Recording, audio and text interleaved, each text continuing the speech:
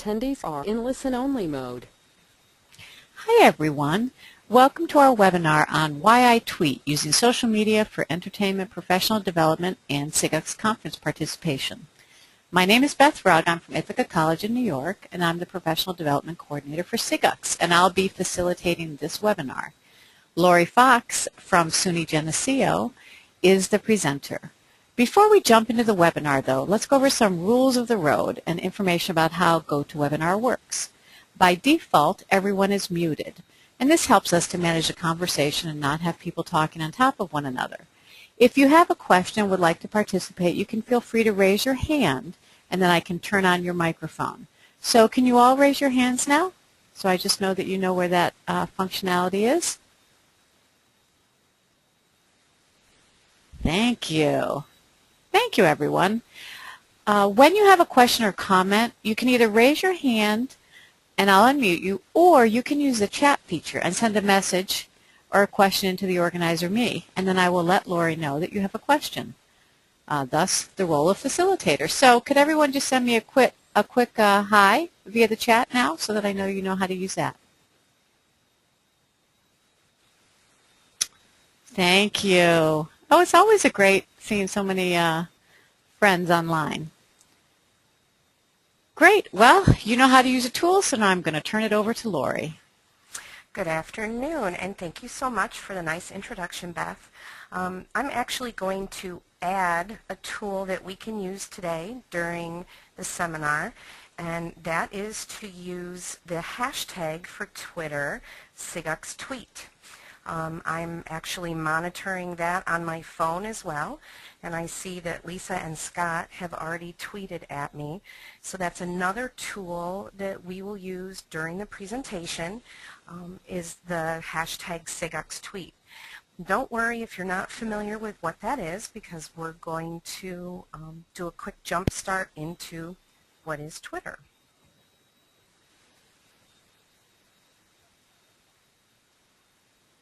Okay, so I assume that everyone here either already is a tweeter. I recognize a lot of my tweets online, or that you've decided that you want to tweet either professionally through your IT department at work, or you want to use it personally, or maybe even you just fire it up when it comes time for a SIGUX conference and you want to participate with that type of a conversation. So we're going to first look at how to tweet. Now, Twitter, which I'm sure all of you have heard of, is what I refer to as a social microblogging network. I think it's fantastic because it limits people to 140 characters, so it kind of leads to people being concise. You can share anything, including photos and videos, and you can communicate in real time with people nearby or across the globe.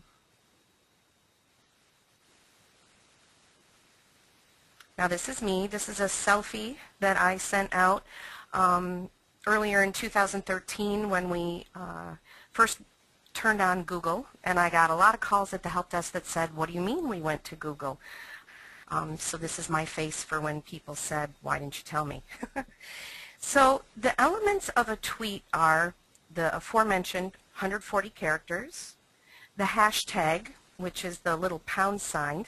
The hashtag is like a keyword that you can use to search and look for topics. It also, it's a good way to keep an eye on things like at the SIGUX conference. We have an official hashtag for every conference. There are also acronyms that you'll see. RT is perhaps one of the most common acronyms, although many Twitter clients today will strip the RT. RT stands for retweet. That's what you do when someone says something clever that you want to share with your followers. The @ sign indicates a username, so you can refer directly to people with their username, and you also can include pictures and videos. So I found a graphic here that shows how a tweet looks on your Twitter timeline. Now, depending on what client you use, you might find that the display looks a little bit different. So we're just going to start over here at number 1 and look at the components of a tweet. For a lot of you, this is a little bit of repeat information. So the first thing is the avatar.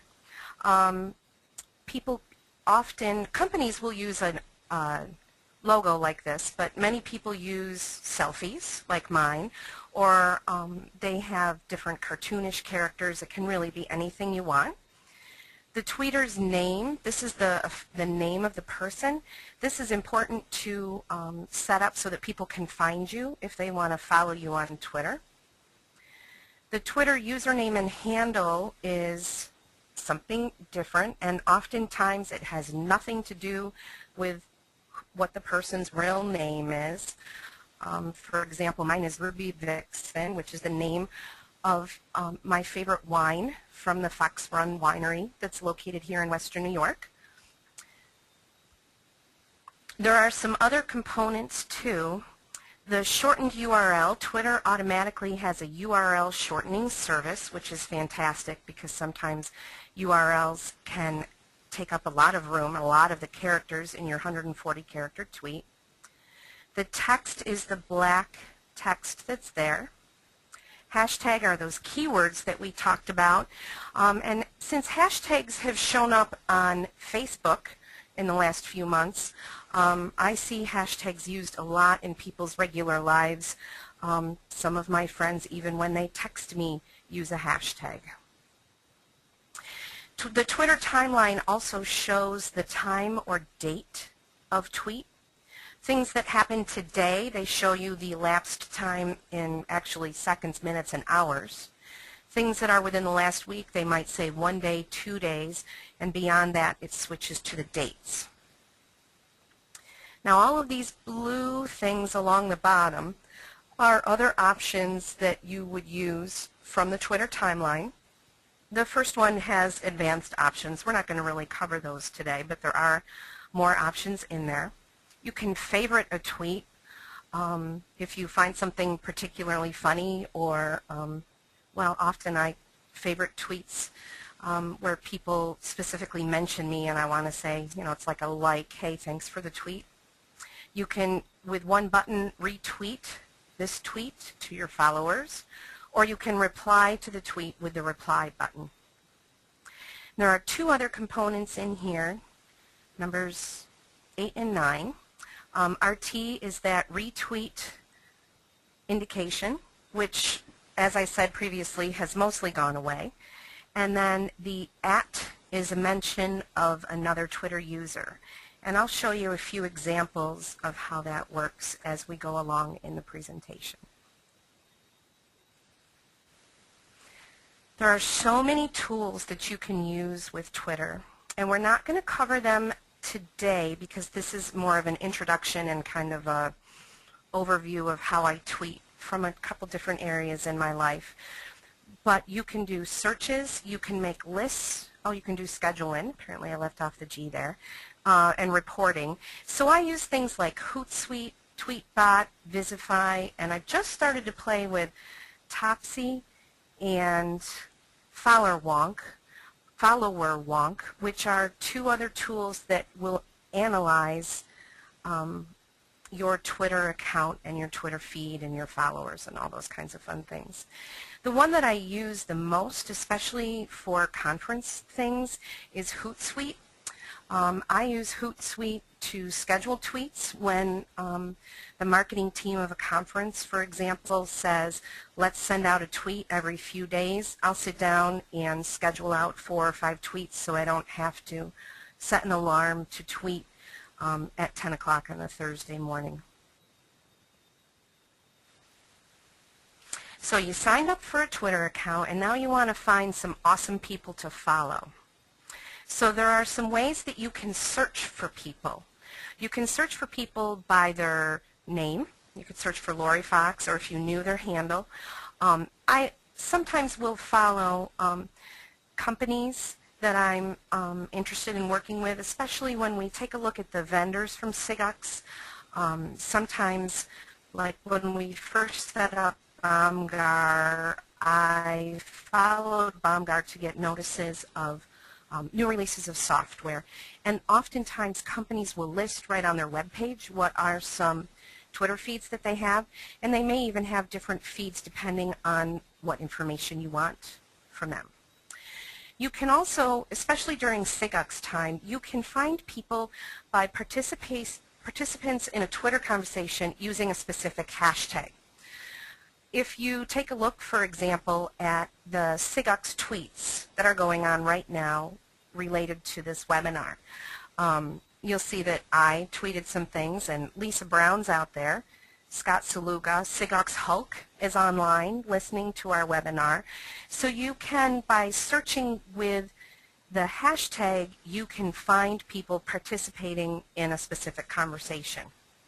You also can search by keywords, and this is helpful if you're stuck on a project at work and you want more information about a certain Cisco product. You may be able to search for certain keywords and find other people out there tweeting who are working on the same type of project as you. I also find that I like to look at who my friends follow. My Twitter friends are pretty smart. So you might see that they frequently retweet someone famous or someone who offers them a lot of insight. For example, some people from SIGUX are now following David Zock, the futurist that we had. So if you see that someone retweets from their feed a lot, you might go out and look and say, hey, this is a feed that I want to follow too. You also can go directly to another Twitter account. Like I have the URL here for the SIGUX Twitter account where you can go see who are they following. And that might help you connect with other people. So these are all ways that you can find people to follow, and they'll oftentimes follow you back. The #1 person followed in Twitter is Lady Gaga. And I will admit, I did not follow Lady Gaga until yesterday when I bought tickets to go see her in Buffalo. I'm taking my 11-year-old daughter to her first concert, and she's very excited.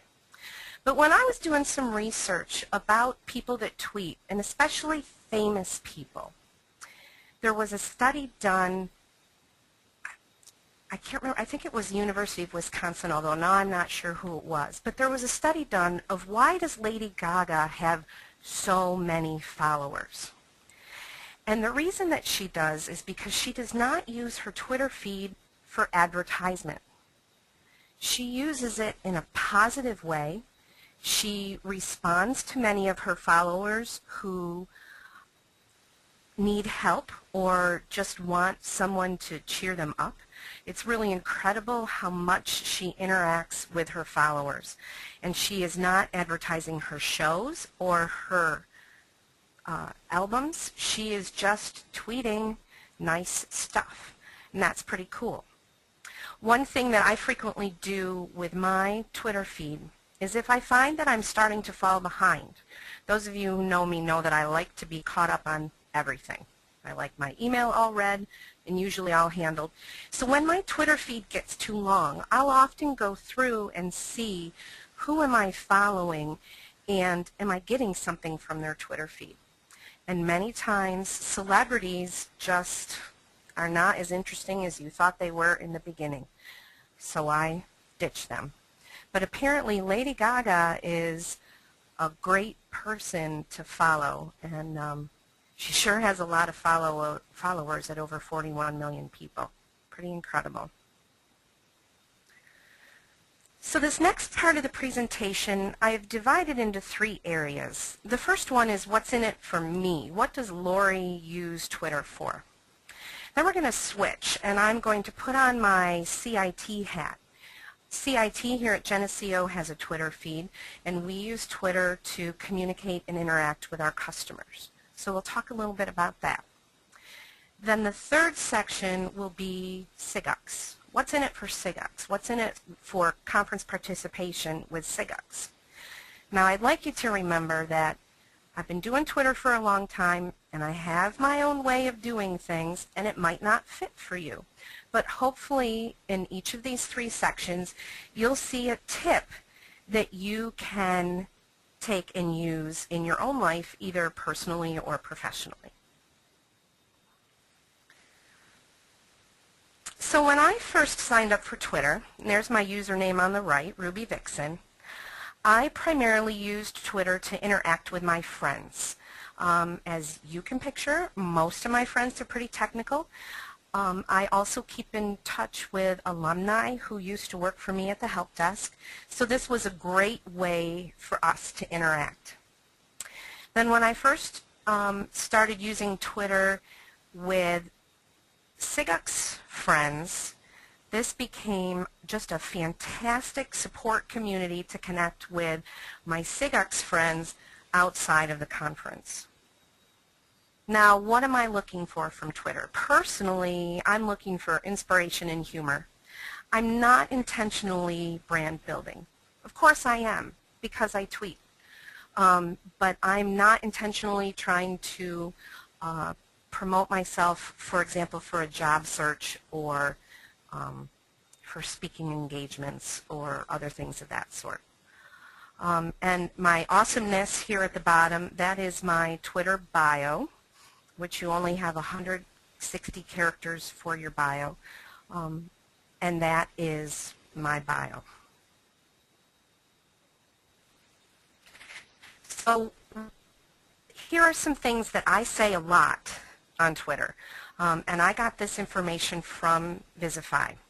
And the interesting thing here is that it shows how many times I used it and how many times people responded to my tweet that had that tag in it, which I think is pretty cool. SIGux 13, of course, we're just a few months past the SIGux 13 conference, and you can see that I personally used it 75 times and I got 70 responses. That's pretty amazing, especially for a small account like mine. Work stress. Whenever I tweet about something stressful about work, which I feel is kind of rare, but maybe it's not, I use the work stress hashtag. That's a hashtag that I created myself, and I've used it 35 times, and 18 times people have responded to me, I'm sure, with a positive, uplifting response, which is just something that I love about Twitter. Until Chicago, we'll talk a little bit about that when we get to the SIGux area. The people who frequently use Twitter through SIGux, we developed this hashtag to keep us excited until the next time we're together again in the next city. So Until Chicago was our tag last year. And coffee. Apparently I either drink a lot of coffee or need a lot of coffee, because that's something else that showed up a lot this year. Okay, so CIT. This is our department here at Geneseo. We started our tweeting roughly 2 years ago, and we have over 500 followers. We are the highest department with followers on campus outside of our official college feed. And we primarily build up that following through searching for people who mention us or talk about us and interacting with them.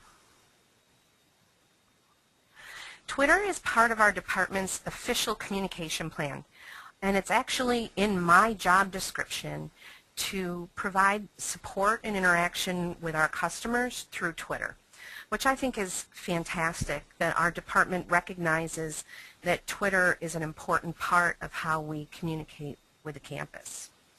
The primary thing that we use it for is what we call our status updates, so outages.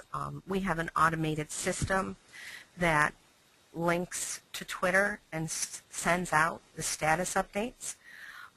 We also quite frequently will blog or do updates during our planned upgrades and outages, especially if we're planning to be down for more than an hour.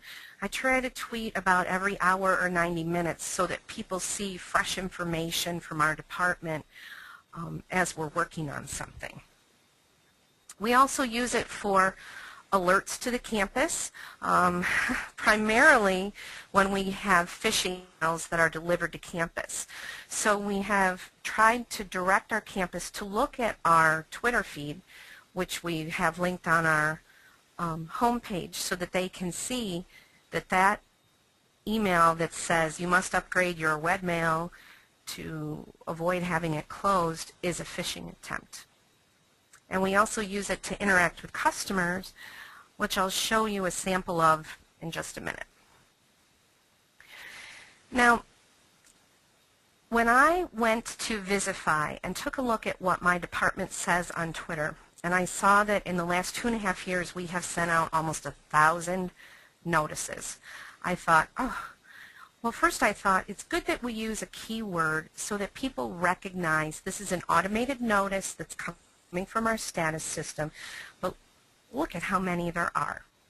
So personally, I would like to see us have a little bit more variety so that we don't just become noise, that people see the notice and then some technical jargon after it and they start to ignore it.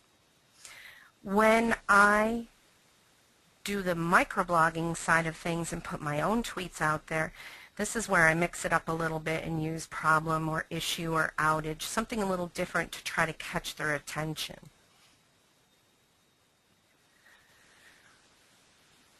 When I first started doing Twitter for my department, I thought a lot about what is our voice going to be like and how am I going to handle people that talk negative about our department.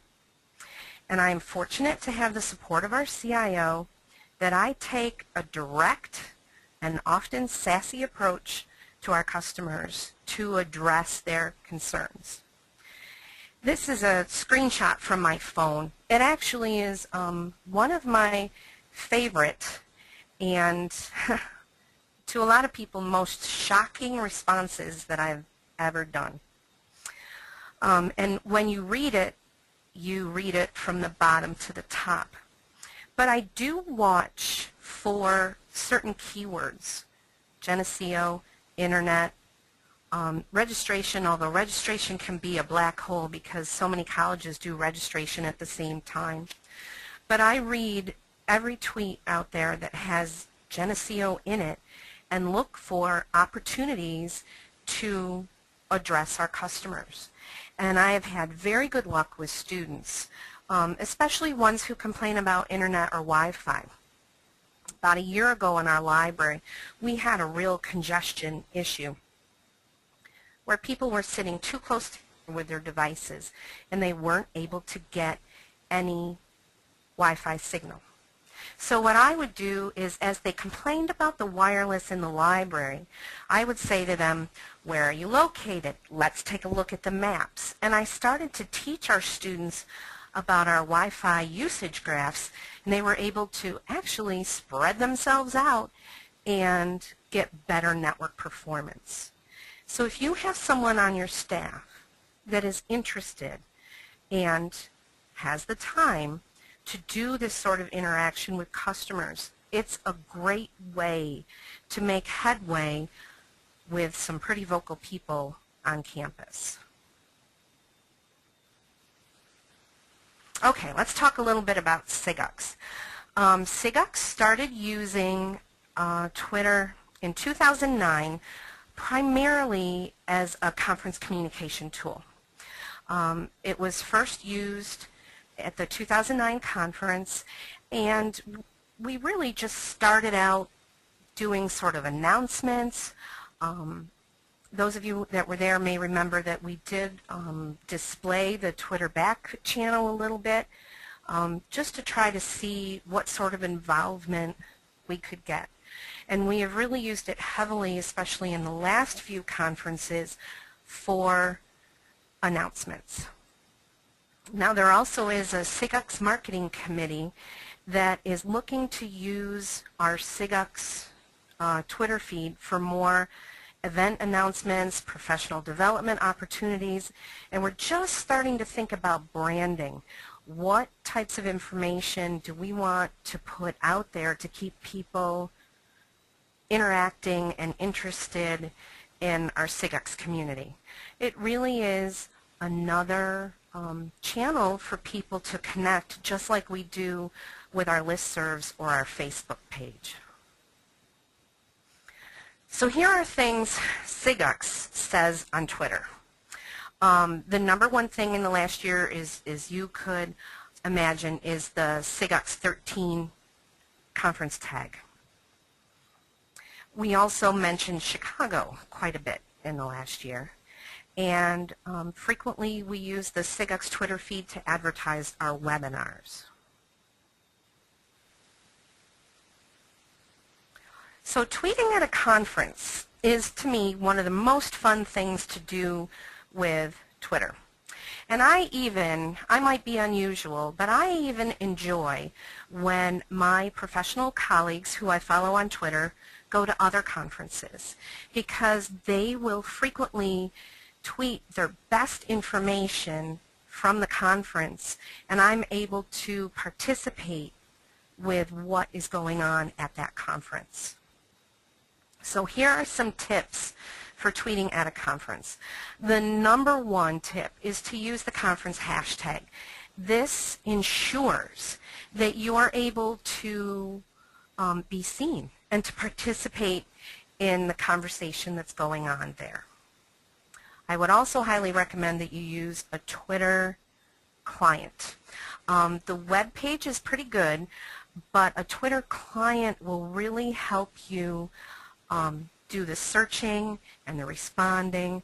I use Tweetbot on my phone quite frequently. That's what I use at the conference, is either my phone or my iPad.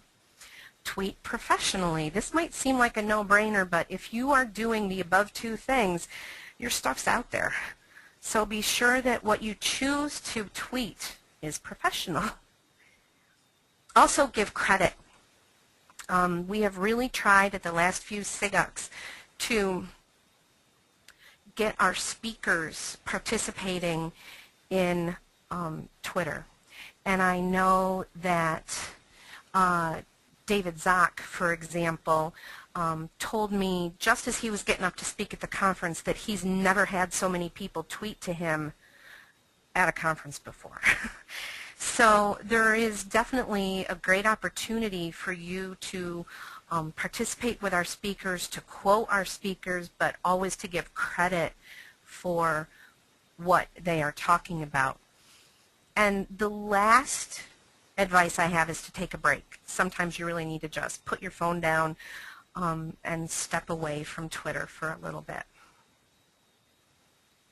So here are some tweets that I grabbed from our timeline over the last 3 or 4 months that highlight how we use SIGUX or how we use Twitter at SIGUX.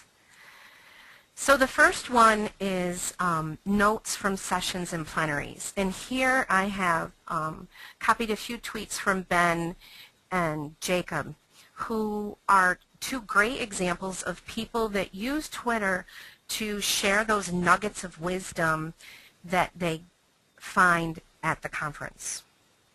And you can see in the bottom tweet by Ben, he is actually writing directly to another user saying, Scott Saluga is talking about Inbox Zero. Here's the link if you don't already know about it.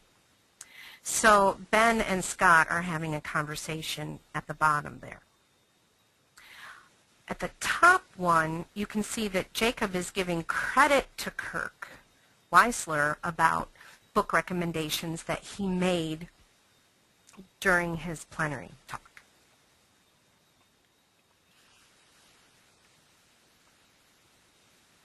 It's also an opportunity at the conference to be social. Here we have Hulk talking about how much he loves the Blues Brothers. And Scott, again, is talking about the band at the gala.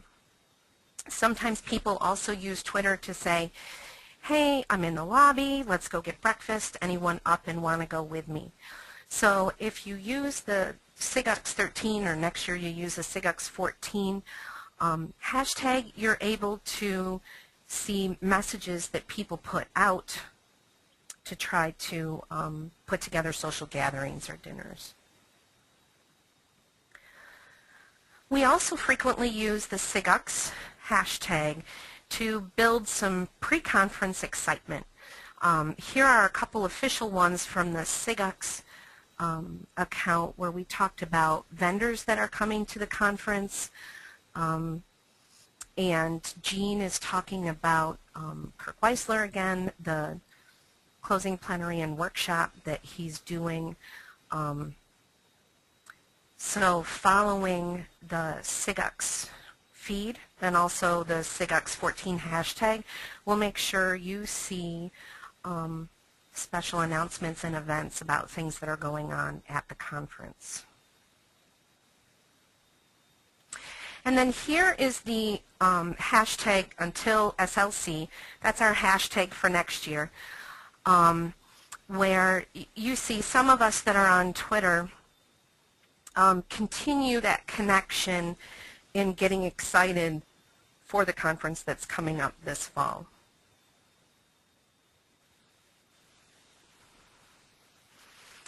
And I threw in a picture here of some of the people that you will find on the SIGUX back channel, our tweeps. This is not all of us. But I thought that I would just give them a bit of a shout out in my presentation. So there's a quick overview of Twitter. A little bit of insight to how we use Twitter here at Geneseo, and also ways that you can participate in the SIGUX Twitter conversation. What questions do you have?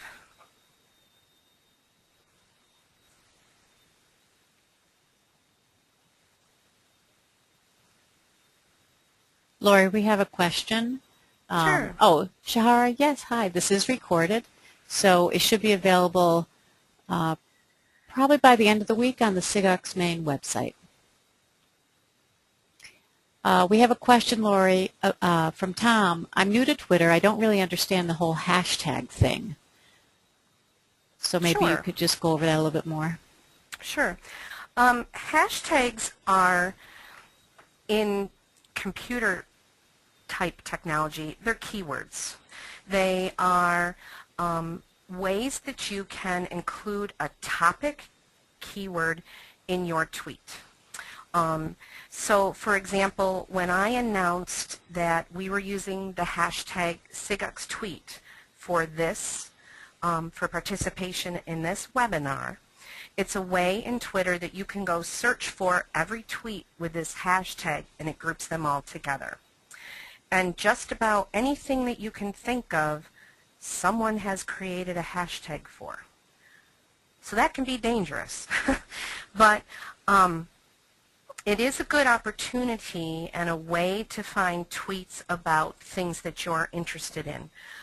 Many times, like on the Today Show, in the last few months, they introduced something called the Orange Room. And the Orange Room is their like social media room where they have, oh, help me out here, Beth. Who's the guy from American Idol, the host from American Idol? Oh, Ryan Seacrest. So I'm sorry that Ryan, I know that. Okay. I know. I couldn't think of his name. So they have Ryan Seacrest in this Orange Room talking about trending topics on social media. And the way that they find those trending topics on Twitter is they look at these hashtags, these keywords, and they say, what sorts of things are trending?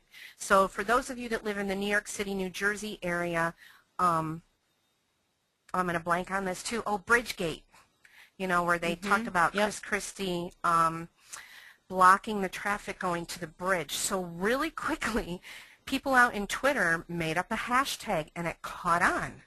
So if you went out to Twitter and searched for Bridgegate, you would find hundreds of tweets about this one topic. So very frequently, things that are popular in the media, or even tragedies like the Boston Marathon, several hashtags came out of that, to where people were using the hashtag to participate in a conversation and tie their tweet to other tweets about the same subject. And again, you can search for anything, and it can be sometimes pretty scary. But the types of things that I search for, I search for Geneseo a lot. Sometimes if I'm feeling kind of nosy about the small town I live in, I might search for the name of the small town. When I actually took a media class last year where we had to report on an event using Storify, which Storify is another type of blogging thing where you can pull in information from tweets and articles and quotes from people, and you make this story. And one of the things that you can do is, if you were writing about Chris Christie, you would search for hashtags that had to do with him and this bridge issue. And it's just another way to try to search for and find tweets that are connected.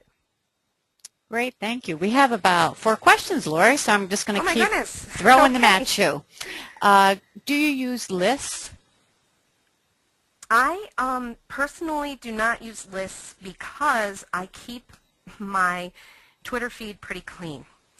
I have used lists. There was a web comic author that I used to follow, and it was questionable content, and he had the characters in his web comic communicate to each other via Twitter. I don't know how this guy had time to do it, but there were probably 8 characters that had their own Twitter feed. There is no way I want that cluttering up the timeline, what I see every day. So I actually made a list of those 8 accounts and just followed those accounts on the list. So if I wanted to go see what silly things he was posting with his webcomic characters, I would go out and take a look at that list. I have to imagine that people who follow hundreds of Twitter feeds set up lists and use lists, whether they have,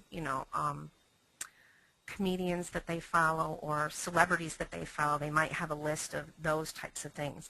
And people that I know that I follow on Twitter, sometimes I call them real people, although I guess everyone is real. I might have a real people list, or you might even have a SIGUX friends list where you can put in there all of us that use Twitter at SIGUX, so you can kind of read your feed a bunch of different ways. But I personally abandon them pretty quickly.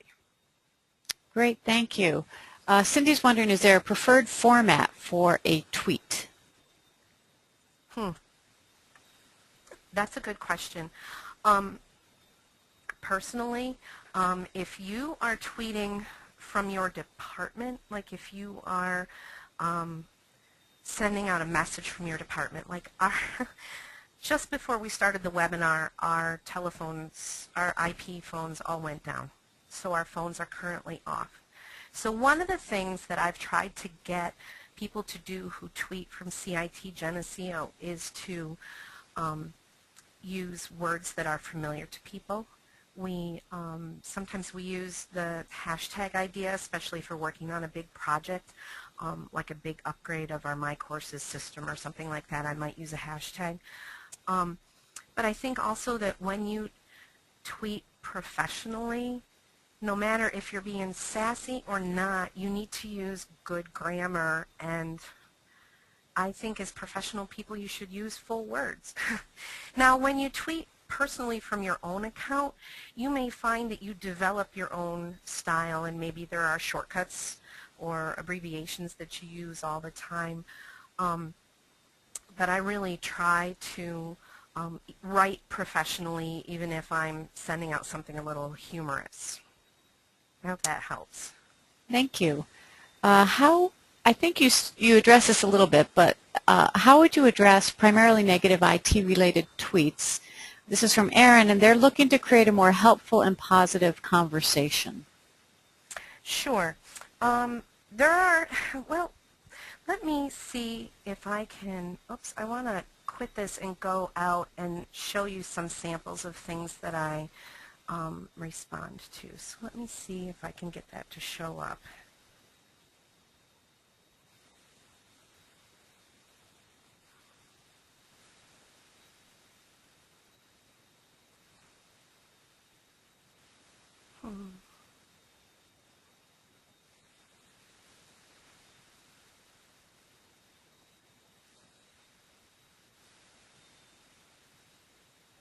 Here, no, that's not it. That's my to-do list.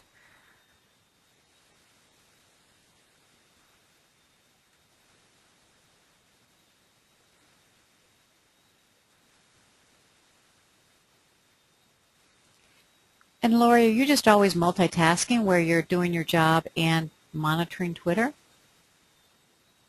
Yes, I am. um, it might be unhealthy. I would not. It might be unhealthy. Um, I I follow Twitter on my phone, and I don't always check the Geneseo search that I have set up, but I do check it at least once in the evening. It has actually been a great way for us to get notified of issues because a lot of times kids won't call the number or email the contact information that's in a remote lab, but they will get on Twitter and complain about it. Why do the computers in the college union always take 3 hours to boot up? Whoa, wait a minute. So it actually has been a great opportunity for us to get notices of events that are going on that people might otherwise not tell me. Okay, so this is our Twitter feed, and I'm just looking to see, we had an event. Okay, so here's some examples. Can you see it, Beth? Yes, I can. Yep. Okay. So on January 2nd, we did an upgrade at 6:30 in the morning that was supposed to be invisible to users and back up by 7 a.m. And in reality, what happened is it broke our authentication system, and it was the first day of registration, of open registration, and all of a sudden people started complaining on Twitter, way to go Geneseo, typical, I can't register for any of my classes. I responded to every one of those. And you can see some of my responses here. A lot of times I will cut and paste the same response. And what I did for some of these people is I said, you can get to our registration directly from this link. But this person here, Ra Chu, okay, so you can see Rachel was pretty unhappy. Oh, Geneseo Problems is one of those hashtags that you got to follow. Sometimes that sucks to see what people say about you. But she wrote in all caps, of course, why is Geneseo registration not working? I woke up for this. And I wrote back to her pretty quickly and said, we're working on a resolution and we expect it to be back up by 9 a.m. And you can see here that she favorited my tweet. That gave me kind of a warm fuzzy because I knew that she recognized that that we acknowledged that there's an issue and got right back to her. So those type of interactions are very positive. There are some times that I will not respond to people, and I believe there were one or two from this morning. Okay, yeah, here they are. Oh, I apologize for the language of our bright students. But you see that this girl wrote, you make me change my password so much that I don't remember the last password, so now I have to change it again. I didn't respond to her. I really couldn't think of anything where I could fix what her issue is, especially this guy Chris. I can't fix him. And I did not want to get into, I didn't want to fall into like an argument with this person about our security policies. So those were a few things that I let go by. But most of the time when people complain or have a problem with our wireless or why do the printers never work, I might even just say, hey, the help desk can help with that. Stop by South 225 today between 8 and 6. And we do have people that will come and then get help. But again, here's two examples of people that I just, there's no good way to respond to them, so I didn't. And yeah, I have to make those decisions. Thankfully, my boss trusts me to do that. So. Thanks, Lori. I think we just have one more question. Have you had faculty use Twitter effectively in their courses or classes? Yes. Let me see if I go to